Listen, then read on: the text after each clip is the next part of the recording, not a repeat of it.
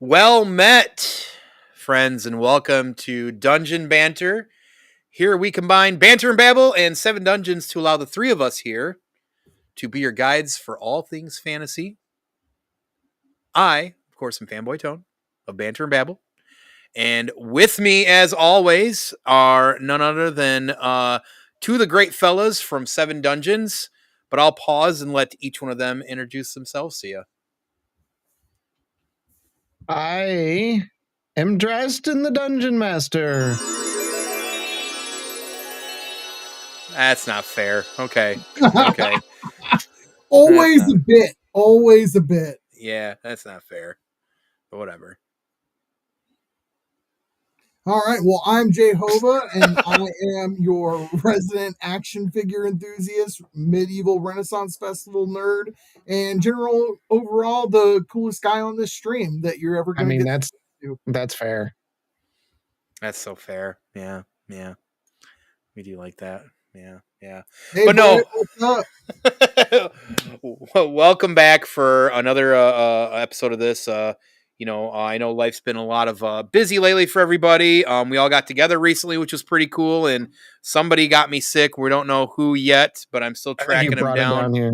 I did not. You stop that right now. I did not get anybody sick. I got sick while I was in Ohio. So, I'm of course looking forward to this one. This is clearly the topic that I chose, and it's something that will be, of course, probably a big shock. Not really, but also near and dear to my heart, as tonight we are going to talk about our favorite fantasy author.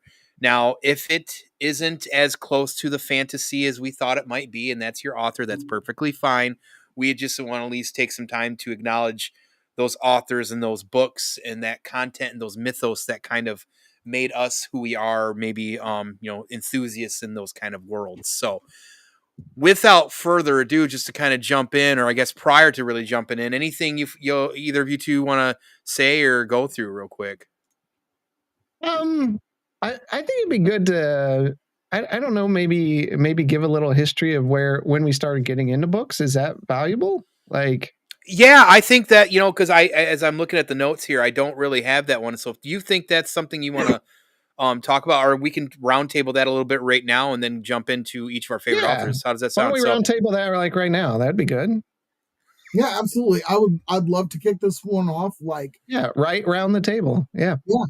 And awesome.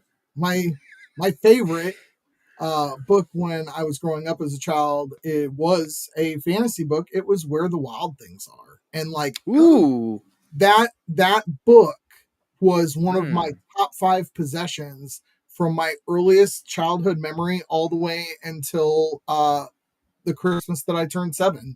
And then it got overtaken by something that we'll talk about some other time. But that book really shaped my love of fantasy because it was about a little kid in our world, with his little monster PJs who got to journey to this fantastical land and hang out with all these cool beasts. And no spoilers. You'll have to read it and see how it ends. Did you ever watch the movie when that came out? Because I loved it. I don't know if anybody else did or didn't at the time. I actually got it on Blu-ray. I'm a big fan, so. I did not. And it's the weirdest thing because I've always meant to go back and watch it, but I don't know, maybe I was in Iraq when it came out, or you would have been, actually. Yeah. You would have been. Yeah. So there's this whole gap between 2003 and 2009 where I saw no movies, but they all starred Will Ferrell, so I didn't miss anything. So. Oh, that's not necessarily true. Don't. Let's not. Step Brothers is a classic. Let's be careful. It was a 2009 film, Where the Wild Things Are. So there you go. Okay, yep. So I was deployed when that movie came out. Yep. Yeah. Okay, that's fair. Drasten, what about you? What kind of got you into? Oh God, my dog. Please pray for my dog. She has disorders. But no, growing up the way I did, and Tone gets this, and this is definitely for another conversation, but a lot of my reading was very controlled. I was only allowed to read certain books and things, but I would say around, I remember this still. I remember a trip to the mall that dates me pretty well.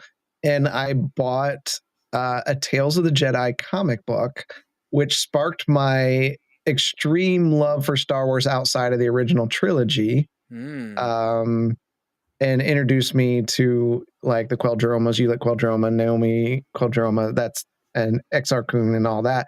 But that led me into Timothy Zahn's books, and I read all of them.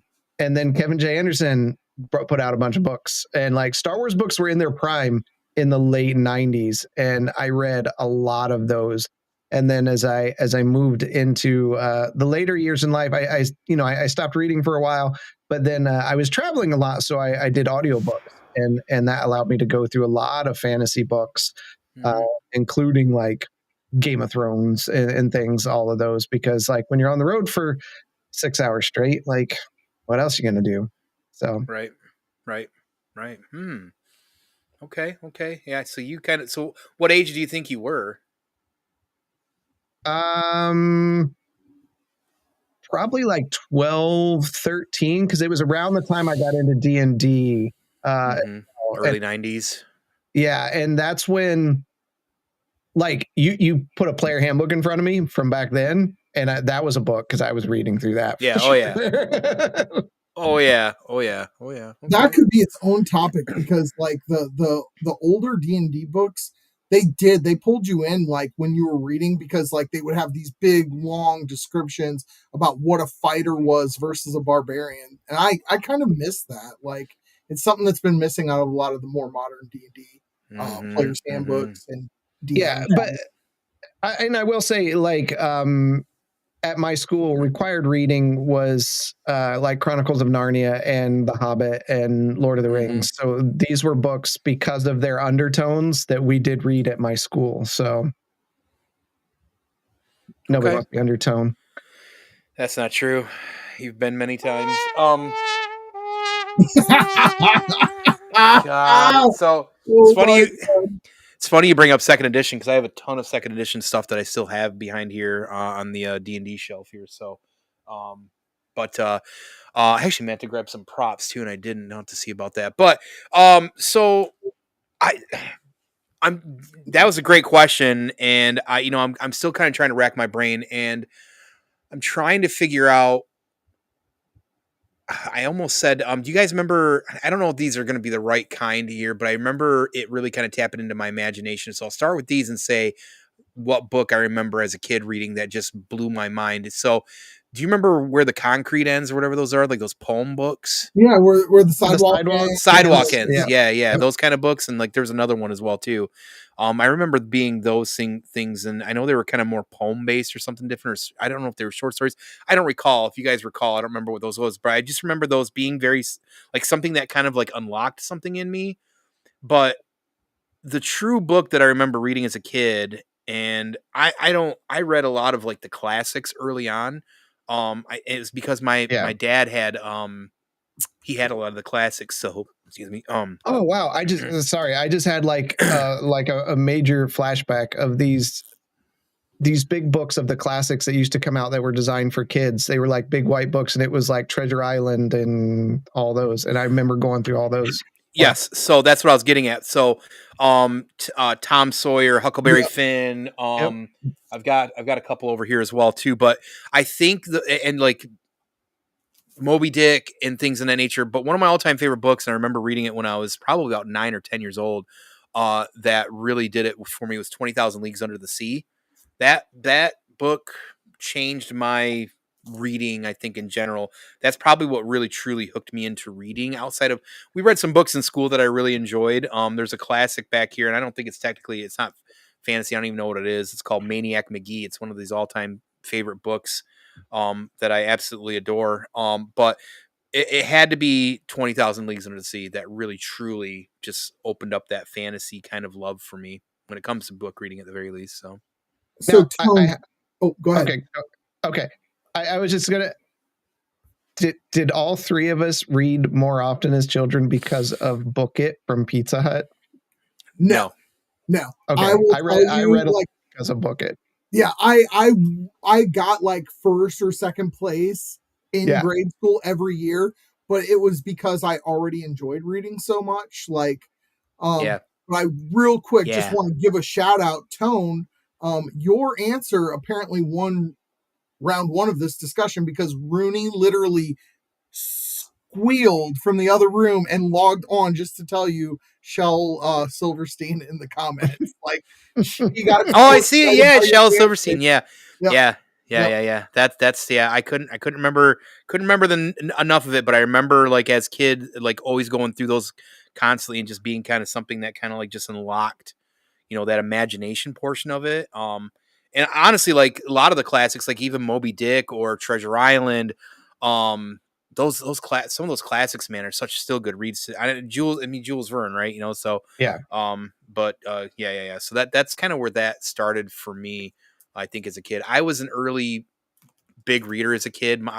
Some of my favorite memories, even now, I can think vividly of my grandma staying with my grandpa, and she would read. There was 2 or 3 books that we'd always have her read over and over and over.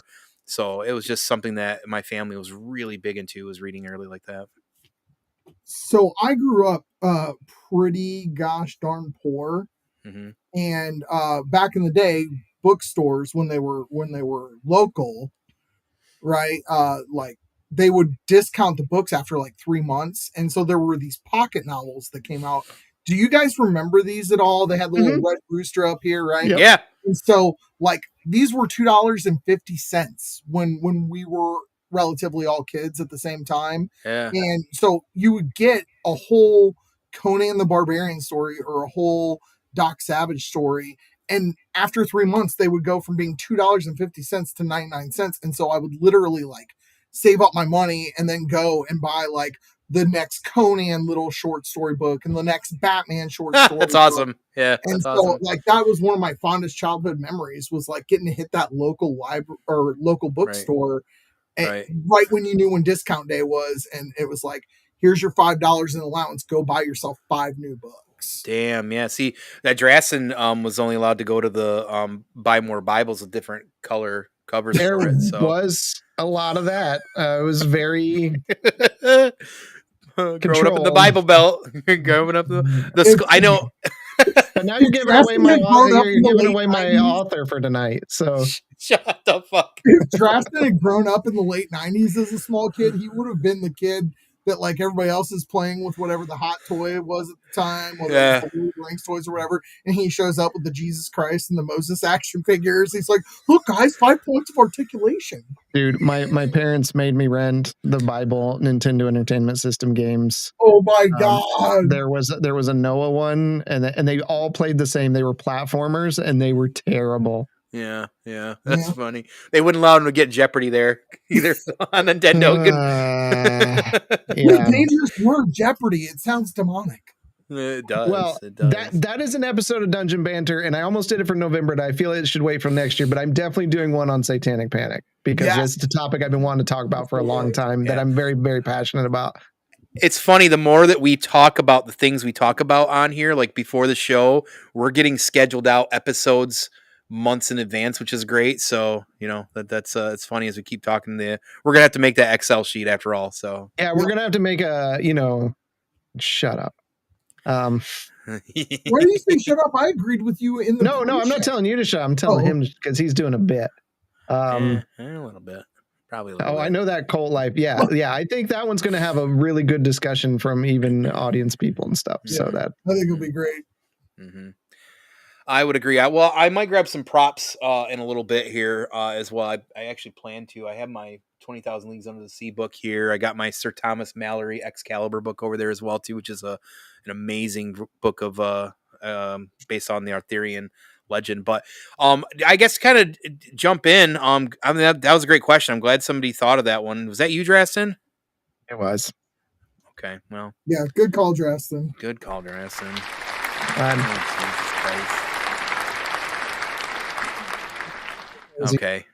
Okay. You know what? Matter of fact, I say that's a good spot. Why don't you start? Why don't you jump in and talk about Britt over in the comments. Okay. Why don't you go ahead and talk about who your favorite fantasy author is? If you figured out a fantasy author, I don't know, but I did. I did. And I just want I didn't even think about, like, I know you mentioned getting props and pulling the book. I have all those books from my childhood. They're sitting in my Star Wars collected tub, and I'm like, I can't dig them out right now. Like, yeah, I get it. I know. Anyways, mute. Yeah, so a lot of that getting into, you know, those Star Wars books led me into other books. And much like people in my age range at the time, there was a movie that came out that I had to read the book about, and that was Jurassic Park. And that introduced me to my author for tonight, which is Michael Crichton. Oh, good choice. Not only was that a very transformative, like, first, as a young child, I was introduced to, holy crap, movies don't use the book as the script. And it broke me for the rest of my life, because I'm like, I will read a book and go, God, I can't wait for the movie to come out on this, and then watch the movie, and I get so angry because the book is so good. And Jurassic Park was a great film. I love dinosaurs, and I always will. And when I went and got that book, I was flabbergasted. I was like, what is this? This is completely different. It's way better. But, like, what did they do? What did they do to my boy? You know, like, so from there, funny enough, like, that was probably around the 14, 15-year-old range. And I had started working. And my boss, what little did I know, was a big Michael Crichton fan. So she's like, have you read Sphere or Congo or any of these other ones? I'm like, no. So she would bring me a book in, and I would just tear through it, you know, and then I'm like, got any more? And she's like, yeah, I've got Eaters of the Dead. I've got, you know, all these other ones. And, like, she had, like, a whole collection. So I was able to go through these books. And the Michael Crichton is a very intelligent author. He just doesn't write from, like, that fantasy mindset. He brings intelligence into it. So have you guys read the Jurassic Park book at all? Oh yeah, it's yes, I've read Jurassic Park. Yep, absolutely. So like, even as you're going through it and the chapters start, and there's these little quotes from Ian Malcolm, and he's talking about chaos theory, and there's the fractal generations and things like that. Like, my mind was just blown, and I'm like, this is so good. And I just fell in love with him, his writing style, because there's a point in when you're reading something, and some authors you read and you're like, yes, I'm reading a fantasy story. His stuff was very believable. I don't know how long after that book at a young age, I'm like, I think we can find mosquitoes in amber and bring dinosaurs back. This is yeah, right. I was sold. Michael Crichton sold me that this was possible, and I'm still waiting. And even to the point on, like, Facebook or different things now, when they'll say, hey, we found this creature trapped in amber, and I'm like, let's go. It's time. Let's go. Bring it. You're applauding the apocalypse. You are ushering it in. Like, hey, they were here first. Right. So, could I say one thing about your author, Drasten? Yeah. So one of the amazing things to me about Michael Crichton, my favorite book of his is Timeline. Yeah. I love the Back to the Future kind of thing with it, or even better, it was like a serious Bill and Ted. You know what I mean? Like, these very much so, yeah. These historians and these kids, college kids that want to be. Movie destroyed it, by the way. Huh? Movie destroyed it. Right, and that's what I was going to say about your author is his books are so good, and they pull you in such a real way that the movies, even his best one, which is Jurassic Park, Sphere is a close second for me as far as the movie adaptations of his books, but they're so good that the movies never even, like, they never hit the star. They never they reach for it, but they never touch it. And so for that, like, your author is absolutely phenomenal, because nobody's ever been able to duplicate his work in a different way.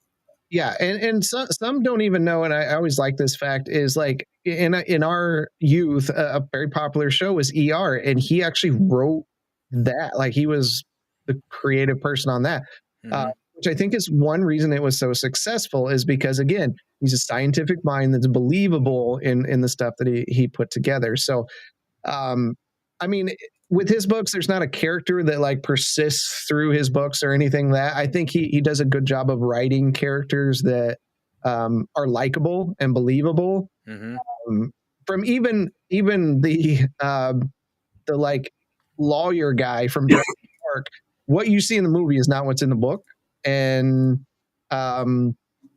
like he was a very nice, lovable guy. I mean, Ian Malcolm is definitely my favorite from the series. You know, like sorry, like plus, I mean, Jeff Goldblum. Like, let's be it's hard not to. Why would it not be, right?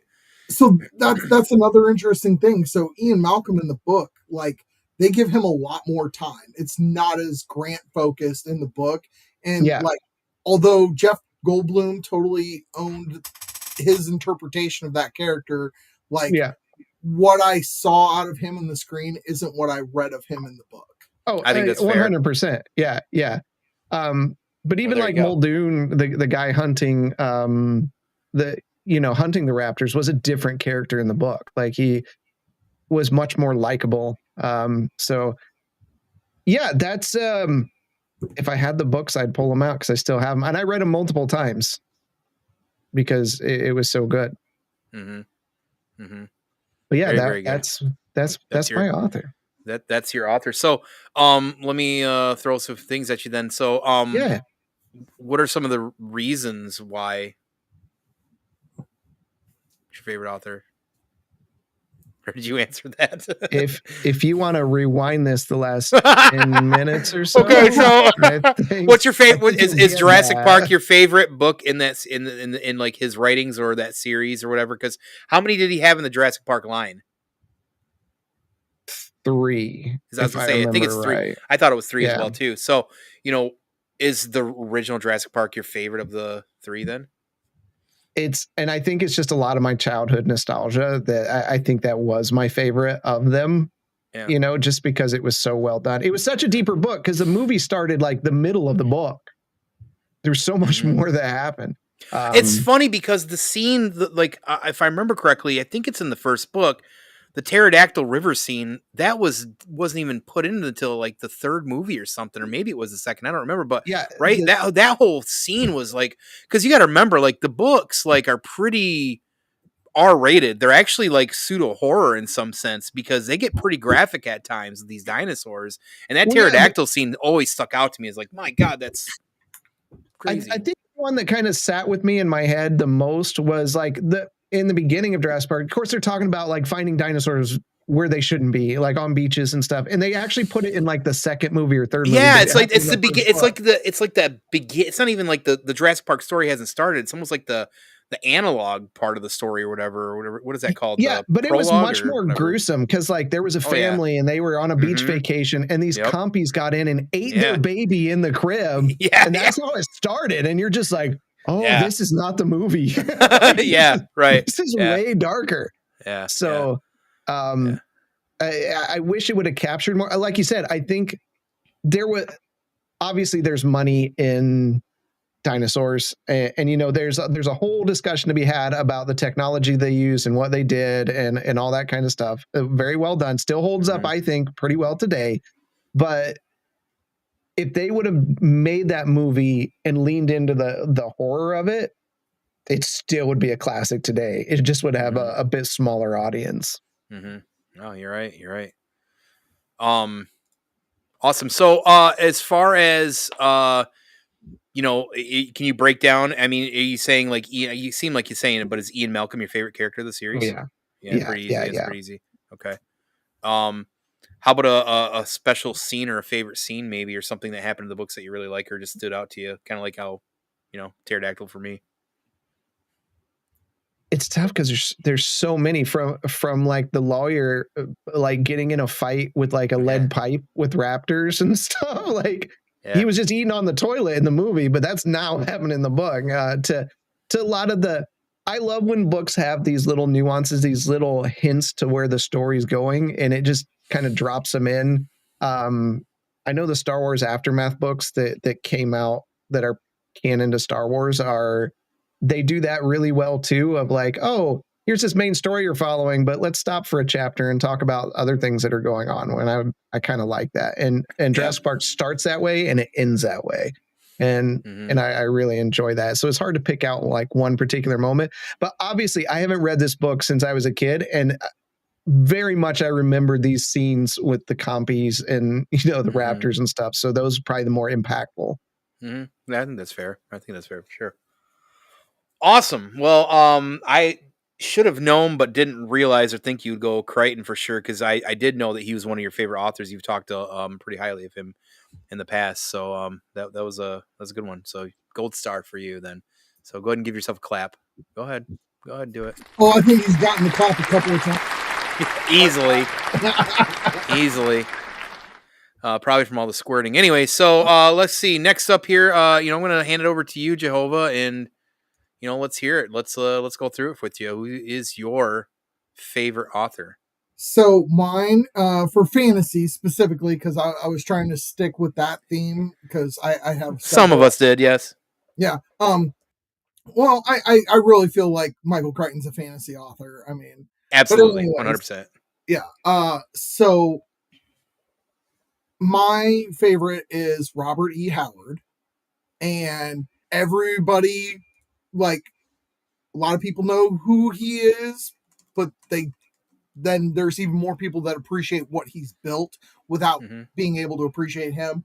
And I know I sound pretentious as fuck because I always talk about art, and writing is a form of art, especially, fiction and fantasy. Absolutely. But that is an author whose creations have outgrown him so much that literally Fanboytone just bought an action figure of a character inspired by a character that he created. And there's no credit to Robert E. Howard on that Gargantos figure that just got released, but that's based off of Shuma Gorath, which is based off of a Robert E. Howard story, because it was very Cthulhu-esque inspired.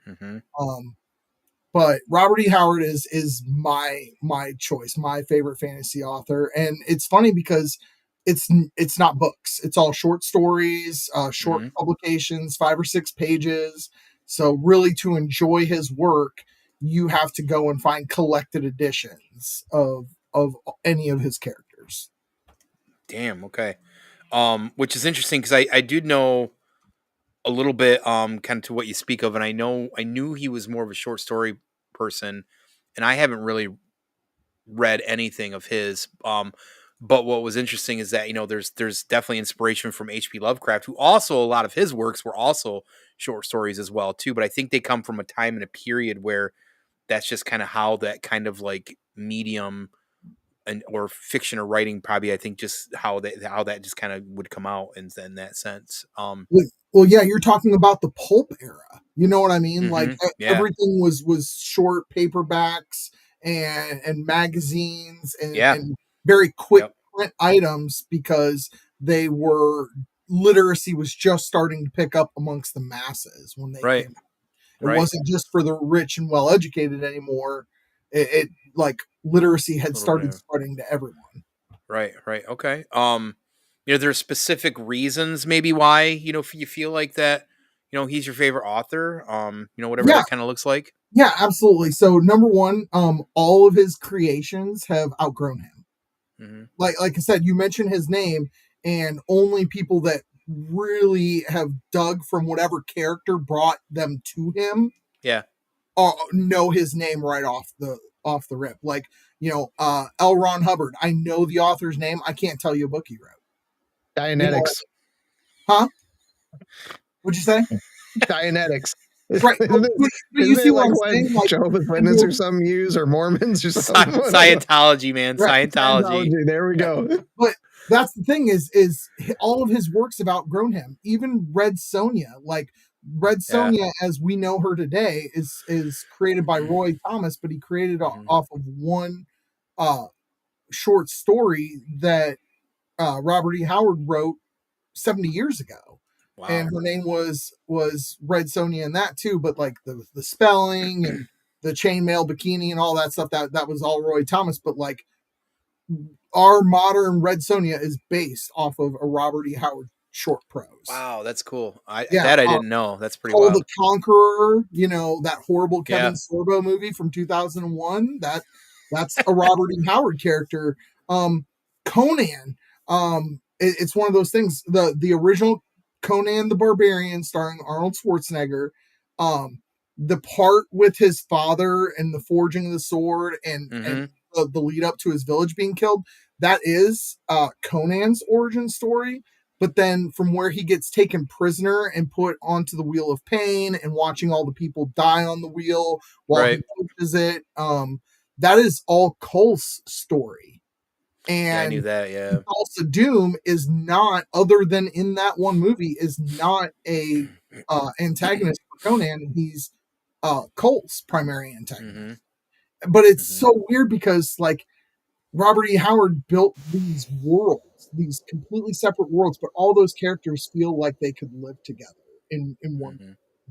Whether it be Paul, whether it be Red Sonja, Dark Agnes, who's a 16th or 17th century French revolutionist, like she can still be put into a story with Conan with some world traveling, and they just fit together. Yeah. And I think that helps build that fantasy world that we grew up with. I mean, we definitely had basis that came in from like Tolkien and stuff.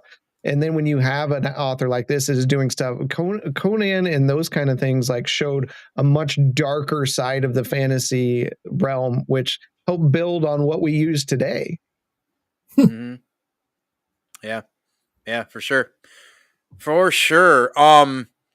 Is there a favorite book in that series, or maybe, some sort of synopsis or whatever, maybe a story that you really, really like of his? So, Conan had the most stories written about him, obviously, and my favorite story of Robert E. Howard's is the Pirate Queen, and that's Balee, who's his first love, and spoilers for everybody, but it's a freaking 90-year-old story at this point.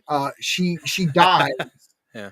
and after becoming Conan's first love, and then if you've seen the 80s Arnold movie, Valeria is actually based off of both the character Valeria that Robert E. Howard wrote and Belay, and they're just merged together into one character.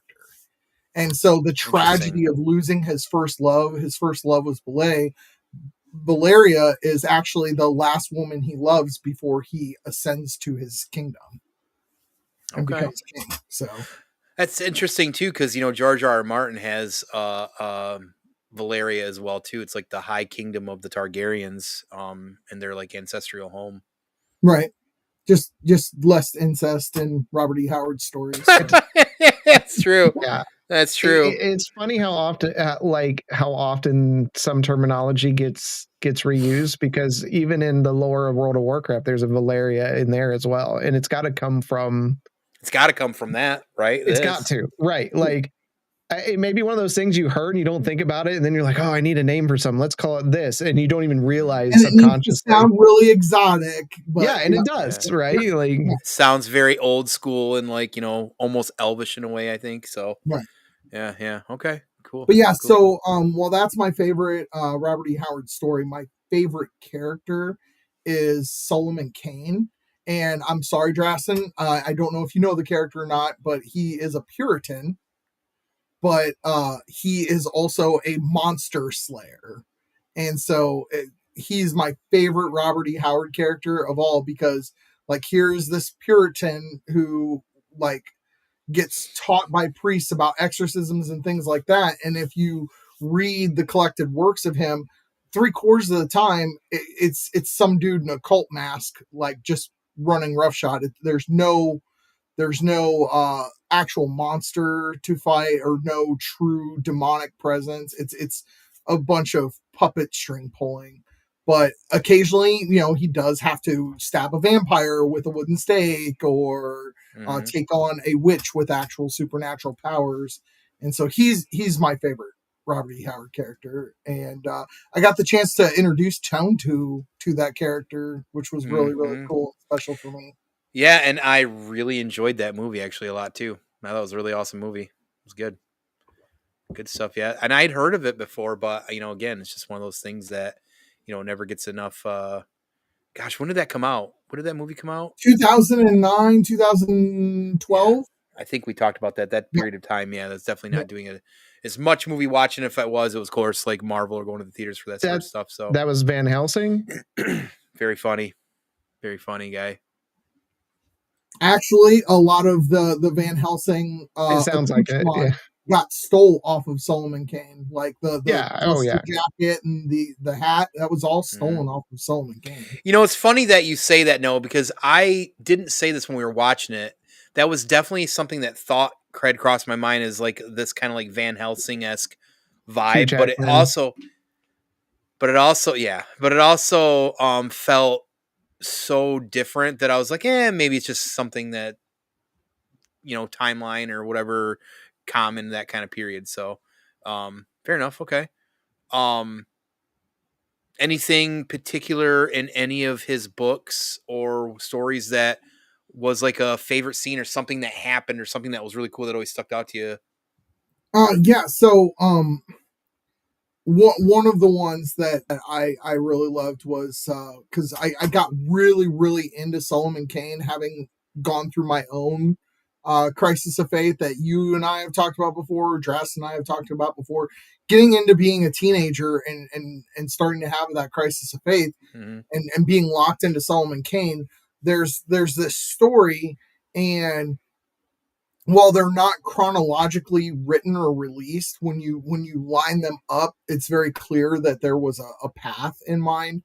And so there's this one where Solomon Kane is like doing another investigation, and it's been so long since the evil that he faced was actually some sort of supernatural or real evil and not just the evil of man, that he takes that for granted, and he literally discloses what he's investigating to his female antagonist as he's going, because it's I've heard that people are being drained by a vampire, and vampires are these ugly creature men that look like half men, half bats with pointy noses and ears and pale skin, and she's this beautiful dark-skinned woman, and she's very regal, and so the only thing that he's thinking about her is how pompous she is.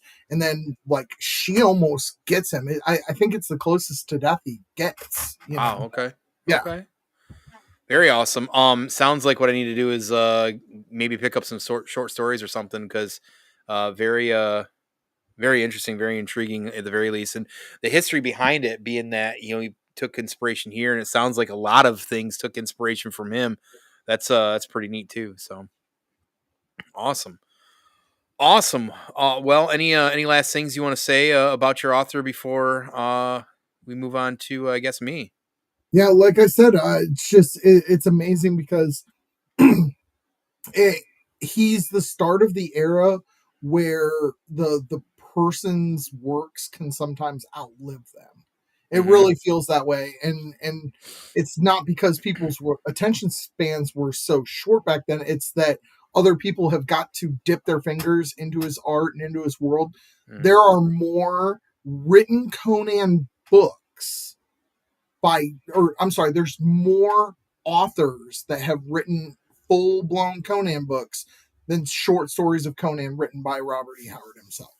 Yeah, that's pretty cool. So that's one of the things that I love, and I want to like put out there is like that man's work's gonna not only outlive him but outlive his name.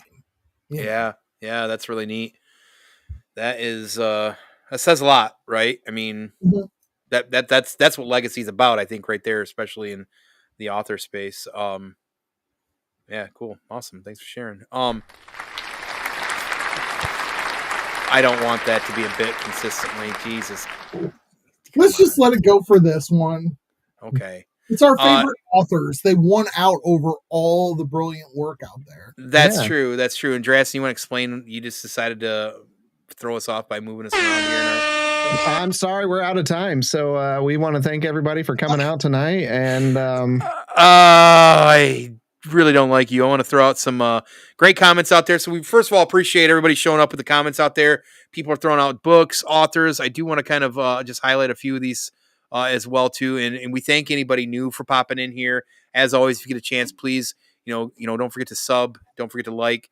Of course, you're commenting really well too, and sharing if you're hearing this in post as well. But some people agree with the outlooks like about the original Jurassic Park book and Michael Crichton. I think it looks like a little bit of everybody's got some love for Michael Crichton. Robert Jordan, Wheel of Time. Hey, there's nothing wrong with Wheel of Time. We just can't watch the Amazon show. Got a Brandon Sanderson out there as well too. Let's see who else. I think they're just talking about Wheel of Time. I appreciate the chat out there. You guys are doing great. You guys are keeping it alive out there for sure. But well, I guess at that point, so I suppose I'm up, and I'll start at least the first part here to talk about my favorite offer. Now, this is not going to be a shock. I already know that.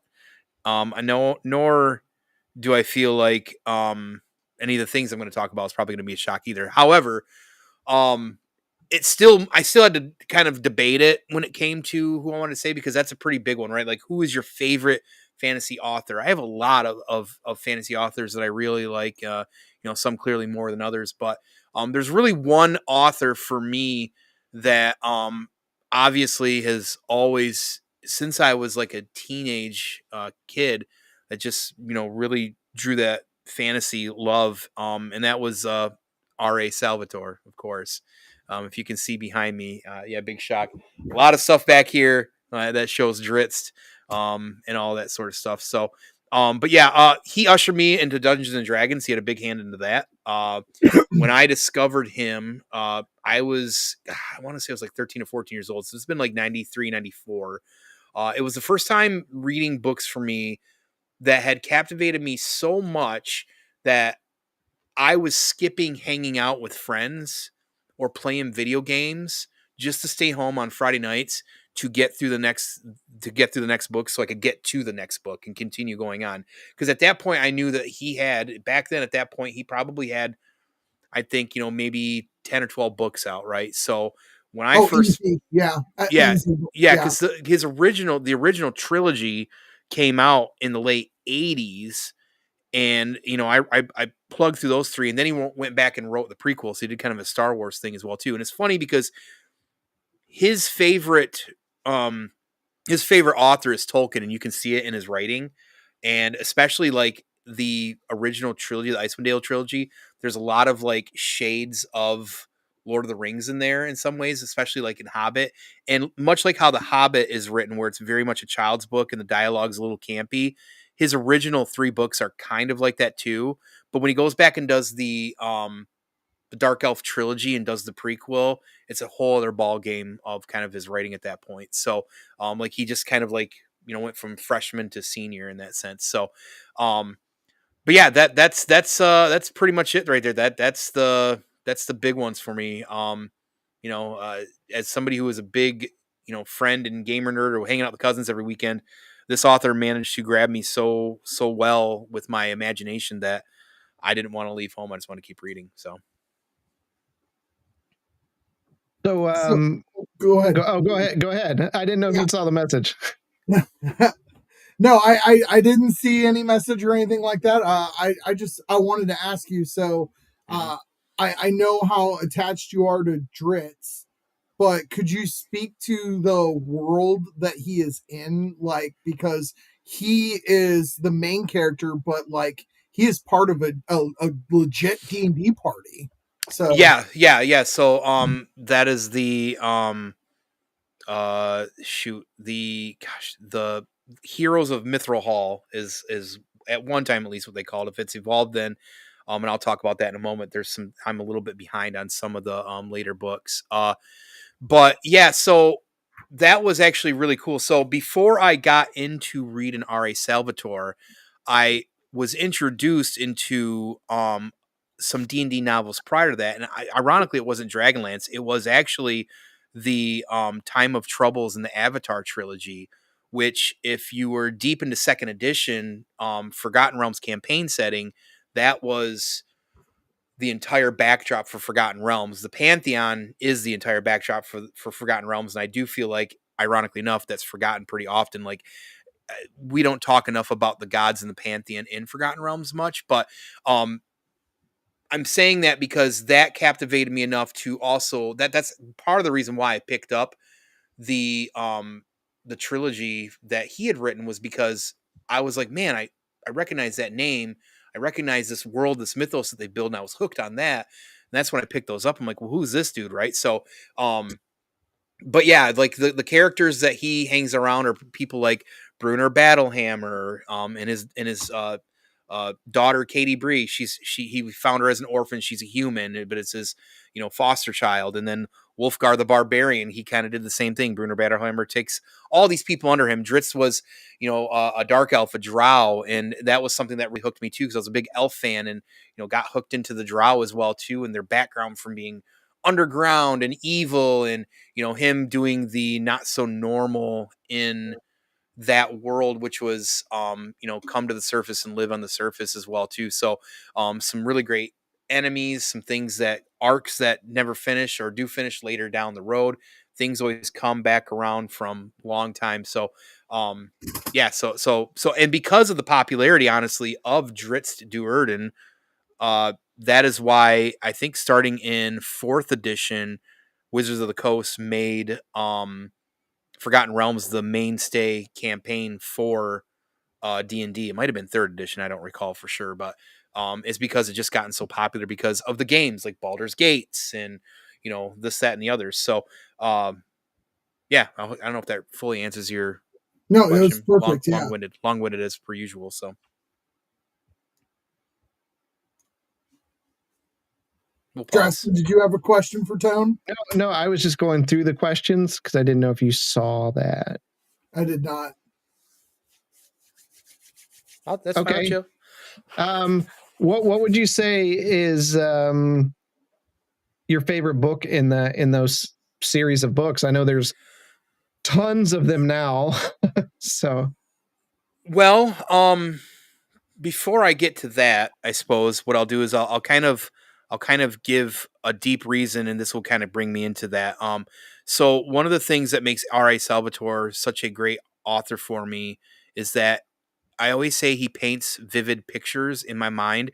If I can close my eyes and see him describing things, if I can completely envision it, that's how I know I'm dealing with a good author. And that was one of the first times as a kid that I was exposed to an author that could do that. Now, it's so descriptive. It's even about random things. And it reminds me actually now as an adult, when you go back and read something like H.P. Lovecraft, because H.P. would describe things that were just random and really irrelevant, and that had no importance. So he was over descriptive. And that kind of storytelling is what drew me into certain books, especially in this series. And one of my favorite books that he wrote was called The Silent Blade. And again, a lot of the characters in this world are very like seedy, roguish characters. I'm sure that's a shock as well too. But the 11th book is really neat because it features 3 characters in particular: Wolfgar, Dritz, and Artemis. And there's other characters that it actually has involved too. So it's like all these big characters that you've already had established, but then RA crosses this book over with another big player character that he's got named Catterley, and that's the quintet, the cleric quintet, the 5-book set of that. It's a whole other crazy book of a character in Forgotten Realms, half a world away basically in the Forgotten Realms. And this is the first time these 2 characters actually like cross paths. He wrote them so they would cross paths here. But we also get one of my favorite characters in this as well too, that I'll talk about in a moment as well too. So it's a lot of pieces moving in this story, and it had people moving all over the Forgotten Realms. So in this book alone, I felt like it did a good job of making it feeling like bigger in scope than the area they normally sat in. Okay. We're going to skip the favorite character question. I think that's self-explanatory. It is not actually. You want to ask that question. All right. What is your favorite character, if able? My favorite character in the Dritz series is actually Jar Lasley. Later in life, now people apparently try to call it Jar Axel, but I can't see it in my head. It doesn't make any sense, but I pronounce it Jar Lasley, and he is the leader of Bregurin de Thray, which is the bounty hunter, kind of a bounty hunter mercenary group from Menzo Baranzan, and he is an amazing character. He is they're in Waterdeep now. That good. Awesome. That's where they. I just know because there's a Waterdeep campaign, and he is one of the people you deal with. He is by far one of the coolest characters in that entire series. He's really good at playing a lot of sides, but he's a treasure hunter. He likes magical items. You know, he's suave and debonair, kind of swashbuckly as well too. And for Drow, because you know they've got the ebony type of skin, and they live underground, and they got the typically the white hair. He's one of the few. He shaves his hair. He's bald. He's very like atypical to that race and to that people. So like he really just kind of stands out. He's got crazy magical items. I think one of them's even transporting or whatever. Like I know he has like portals. A big hat that like casts disguise self or something like that. Yeah. I mean, he can do literally all kinds. As a matter of fact, I think the plume on his hat, I think it will summon like some big bird mount and everything. It's like crazy as shit. The eye patch he has can like detect like X-ray or like see through certain things as well too. It's really wild. So just a really, really awesome character. And there are times where like you don't know whose side he's kind of on, but he's not really on any side. He's on his side. And there's times where he's said and kind of brought up certain conversations that kind of make you stop and think, oh, you know, I kind of like, it kind of makes sense, right? Like, you know, that kind of works here. I didn't expect that. So he kind of lives in that shades of gray. And I always like characters that kind of do that, almost like an anti-hero, but you know, I would be far from calling him a hero as well. So. But yeah, not Drizzt. Great character, but not Drizzt. Thought for sure it was going to be Drizzt Do'Urden. But what would you say your favorite scene or favorite something that happened in these books? While there's many great ones, and especially like battles, as well. And like I talked about how, you know, RA paints such a great picture vividly. And the thing that he does probably the best of all the things is describing how battles are played out in a book, right down to even the granular things of how Drizzt or Artemis or Jarlaxle like move their sword or flip their sword. You know, like the way he describes his battles, you just close your eyes and you're literally watching two people, you know, fight, parry, all this sort of stuff. So that stuff really plays out really well, and that's a big hook in general. But there's a moment. So Artemis Entreri ends up being Drizzt Do'Urden's kind of like arch nemesis, but also like equal and rival. Drizzt up until this point throughout the books until meeting Artemis really had nobody that could match him in battle. I mean, he's fast, he's a dual wielder, just an amazing fighter. And then he comes across Artemis Entreri, who is literally the shadow to Drizzt's light in a sense. For everything that Drizzt stands for, Artemis does not stand for that.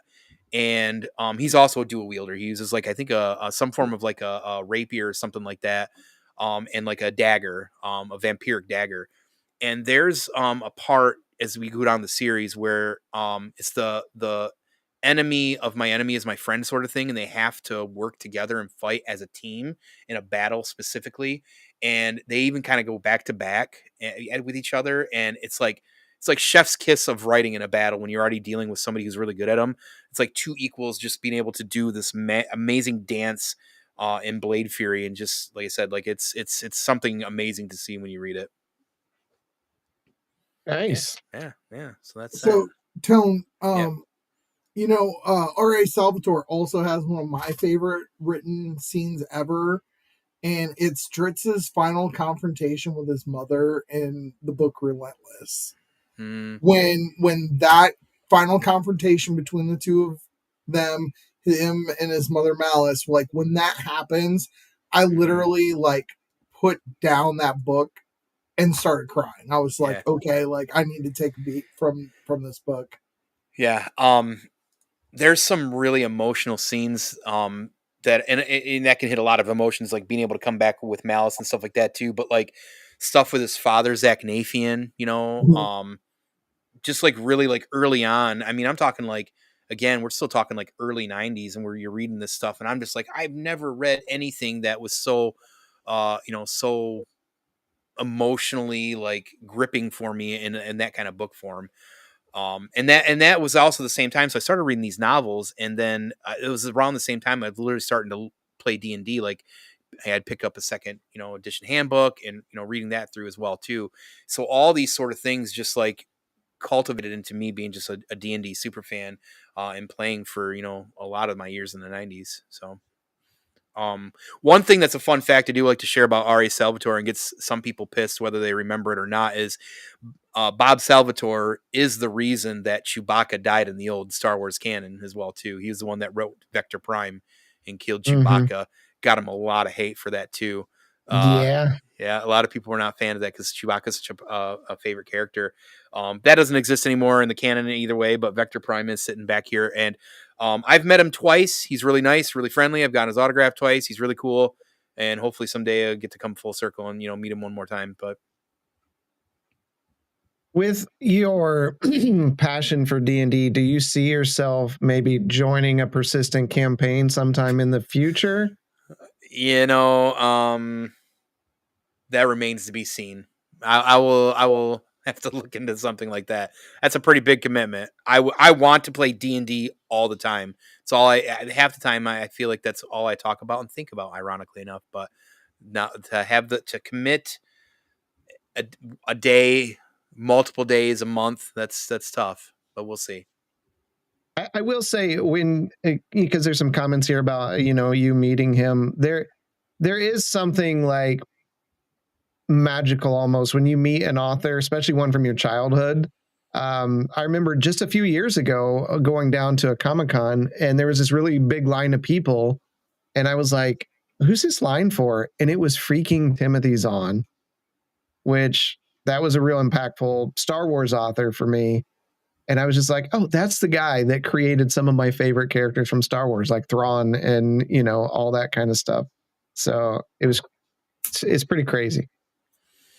Yeah, I feel like, even the first time I met him, it's one of those things where like you're literally talking to somebody that doesn't know how much of a large part of your childhood they really were, or what they'd done for you for like, either reading or, making you want to be a creative writer. I mean, it was because of these kind of like books, and especially R.A. Salvatore, that, I at one point wanted to write stuff all the time or whatever that was, or, go down an English writing route. But,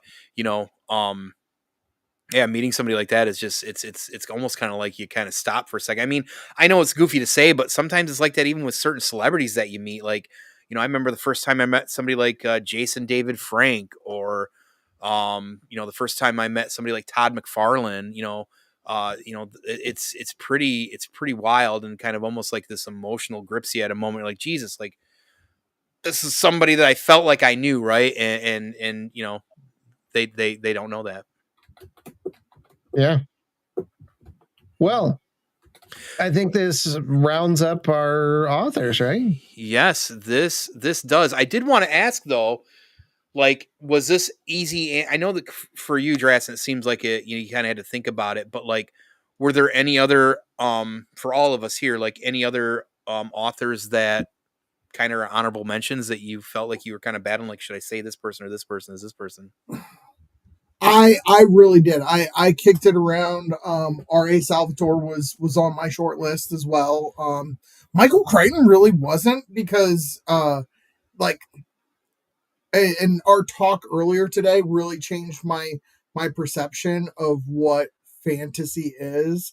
And so when you said Michael Crichton, I wasn't surprised, Justin, but he wasn't on my list because I think of him as more of a science fiction writer. You know what I mean? Right. Which is what I was saying, is like kind of really low tier fantasy. Yeah. But he's really not, though. I mean, he's got some really good fantasy works. But it was really tough for me. And what ultimately brought me back to Howard is, once again, me like always thinking about the art. And like, I mean, Tolkien's in the same boat. H.P. Lovecraft's in the same boat. Like, these guys, their art has outlived them and has been then so influential not only on the genre, but even their own primary characters have grown beyond them, and everybody's gotten to touch them and taste them and feel them, and they've impacted generations. And so, like Tolkien was on the list. Sure. It was tough. It was really tough. But the thing was when I took a beat and thought about the fact that Tone said we're only each doing one author, when I thought about it, I was like, yeah, because I could have probably filled up an entire hour about how I feel about Robert E. Howard. And so I'm really glad that you did that to us. But it did make the 2 weeks of prep time really, really rough on me. Mm-hmm. Yeah, I think that because I felt the same. Like I definitely battled back and forth as well. Honestly, you already named the other two that it was really close for me, which was Tolkien and H.P. Lovecraft. But I also stop and think about, other authors too, like Jules Verne or somebody like that. You know what I mean? Like, C.S. Lewis. I mean, there's so many of these OG fantasy writers, Yeah. I mean, and George R. R. Martin gets a lot of hate, but you've got to put him on that list too. Mm-hmm. Yeah. A lot of people are huge fans of, his lore that he's written, so, and there's other authors out there who never really had like a series of their own, but would step in and write books for series. And a big one's Troy Denning. If you're familiar with him, he's written Star Wars books. He's written, Forgotten Realms books, D&D books. I mean, there's some authors that have written for even the Star Wars old canon that, some of these folks like have written such good stuff, and then maybe they do or don't have a series of their own as well too. So. Yeah, and for me, like some of those, like I said, like I was telling these guys, is I read a lot more sci-fi than I did pure fantasy growing up. Sci-fi has just always been kind of my jam. Sure. And so a lot of those authors, like your Timothy Zahn, your Kevin J. Anderson, your Claudia Gray, like those authors that just kind of built this extended universe that we didn't have because we didn't have movies. I mean, they were very formative for me from the lore, and Tone can tell you when the lore got wiped away, you got a lot of this headcanon that's like, I read these books, I know what happened. Yeah, I know. So it was kind of rough, but thankfully they brought some of that back. So yeah, like you've always got to give respect to those original. I mean, I don't think a lot of our fantasy works would be there without the works of Tolkien. I mean, Tolkien's took a lot of that old folklore of dwarves and gnomes and elves and all this stuff and actually put it in a fantasy setting where they all work together. So like, I don't think anyone here at the table, here in the tavern tonight would debate us all picking Tolkien, right? Because his works are solid works. Right. And I felt like, because like, honestly, like, like I said, R.A. Salvatore talks about it pretty loudly about that's his main inspiration. I'm pretty sure Gary Gygax, that's where his inspiration came from. D&D. Like, sure. We wouldn't have D&D probably if it wasn't for Tolkien. Like George R. R. Martin, I'm sure, says the same thing. It's like how you wouldn't have guys maybe like James Cameron or Guillermo del Toro who, are big Lovecraftian guys, right? Like there's always something bigger that inspires, and it kind of what goes back to Jay Hova says is like it's that legacy, right? It's things that are bigger now than when they were probably around at some point. So yeah, it definitely makes sense. Another good one I think that I also debated, or I didn't debate, and I just popped in my head, but of course it's another D&D writer. Forgotten Realms wouldn't exist without Ed Greenwood. I mean, I wrote most of his books. I love Ed Greenwood. So yeah. I can see here. What's up, Chuckles? No. I thought you were laughing at me. I'm like, no, what are you? I was laughing at you.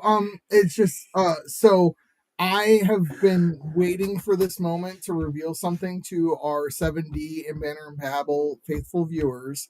So when I was on Let's Set the Tone, I admitted that all of my character names, as original as they may sound, are reused. They're taken from inspiration. Yeah.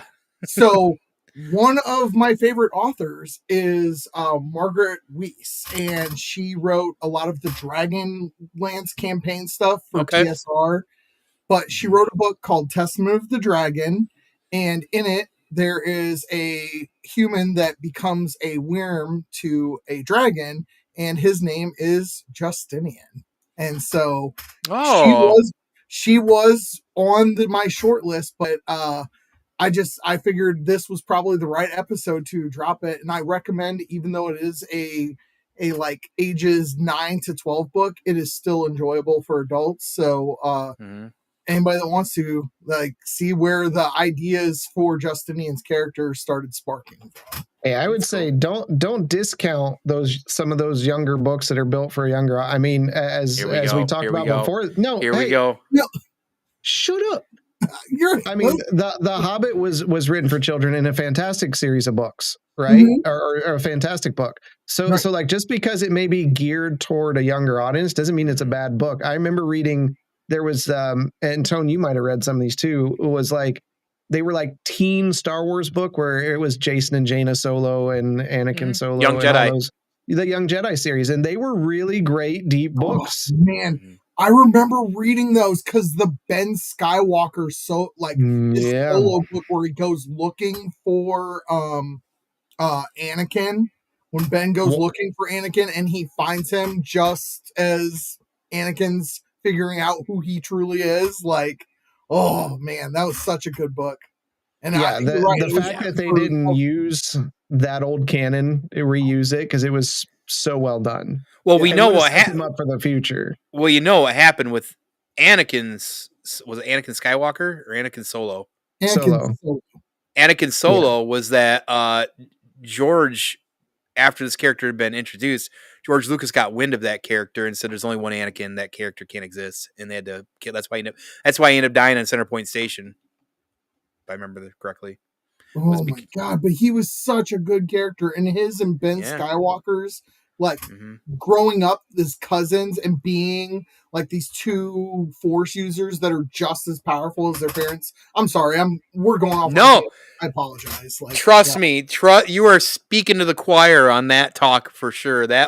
Some of the old canon is awful and campy, but some of it, like you're speaking to, really, really, really good. Like Mara Jade, man. Yeah, there's a lot of good stuff there it's Callista and Luke and Yep.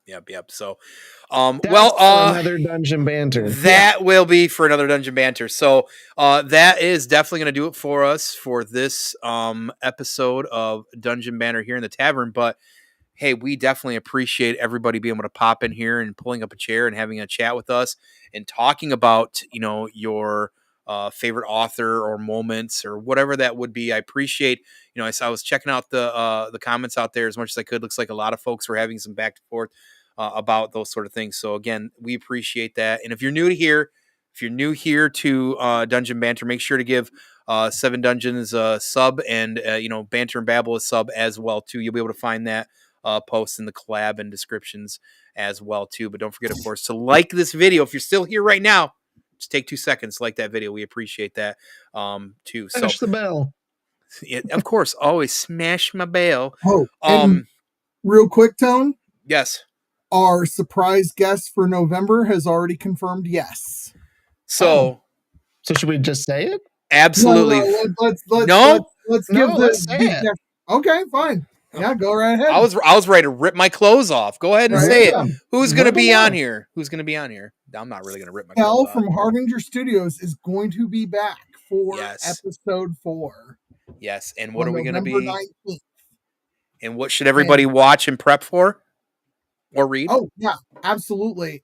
So this time we would love to include the fans into the chat to answer the questions right along with us. Drasten, what should they watch and prep for November 19th? 13th Warrior. Yeah, not the 12th, not the 11th, the 13th. If you watch 12th or 11th, those are the wrong movies, and you are going to be surprised by what you see. But 13th Warrior is with Antonio Banderas. My mother was a pure woman, you son of a pig.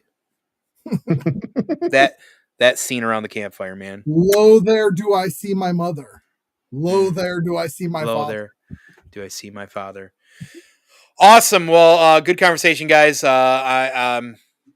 you know, as clearly, you know, all of us book readers at one time, I probably should continue to work through. I need to work through. I'm behind on RA's books. I don't read as much as I should.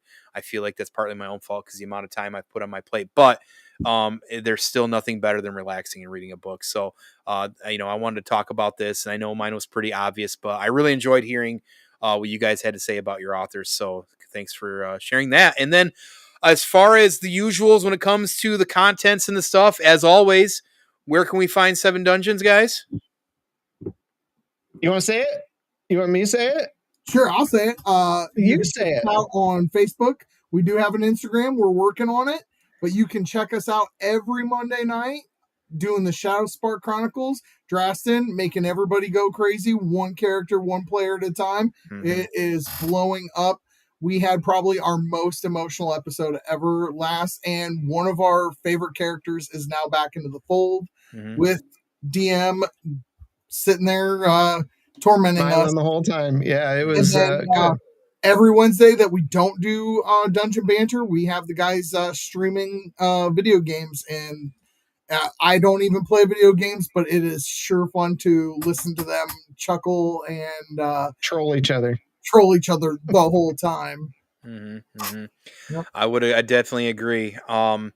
And also you can catch our friend Half-Ass Beer Review throughout the week, periodically dropping beer videos, you know, craft beer reviews, things of that nature. He's editing our 450 North Corn Maze. Listen, he's got a lot on his plate right now with work and everything, so he's going to get back to getting out more regular content here soon. He also, his job, he works crazy hours. Let's just going to throw it out there. That man works hours I couldn't even understand. But so be on the lookout for Half-Ass Beer Review as always. That'll also be in the description. And then for me, we'll start with Banter and Babble. So Banter and Babble, dude was just streaming earlier. He's doing the playthrough, the main story for Ghosts of Yote on PlayStation 5. Make sure to check out his game streams. I know that he's got more time on his plate, so watch for more content from him here soon as well. And then myself here, you know, this last weekend was really great. As far as Banter and Babble content, I was able to get out a Let's Set the Tone with Mike from Bonfire Brew. Check that out. It was a great conversation. Finally got to sit down and do that with him. Later that night, I did a paint stream, a World According to Tone, just kind of chilling, drinking, and talking to the void. And then Sunday night, you were able to catch me, Jay Hova, Mike from Seven Dungeons, and Rohit Raju as we kind of talked about our feelings of Peacemaker Season 2. So that was a great roundtable discussion for that as well, too. Lots of great perspectives from everybody. Agreeing, a little bit of disagreeing, but it was just really good substance, I felt like, in that conversation. As far as this Saturday, I might do a World According to Tone paint stream or hang out sometime midday. That's about all I've got on my docket right now. Hopefully the following week, maybe a Let's Set the Tone. Other than that, I will be once again on World Makers Consortium this Friday, 8 p.m. here on YouTube, Rad Toys Galaxy. We are doing the Timbo South Shore Mall shootout. It's wordy as heck, but I built a D6 game role-playing. It's really fun. I'm enjoying doing it. They've allowed me to have some reins on that. Having a blast on that. So check that out as well, too. So you can find me a little bit here and there, we'll say. So, but again, we appreciate everybody being able to pop in here and checking out Dungeon Banter and hanging out with us here in the tavern. I hope you all have an awesome rest of your evening, rest of your week, and we will see you once again. Where dressing? In the dungeon. Or the tavern.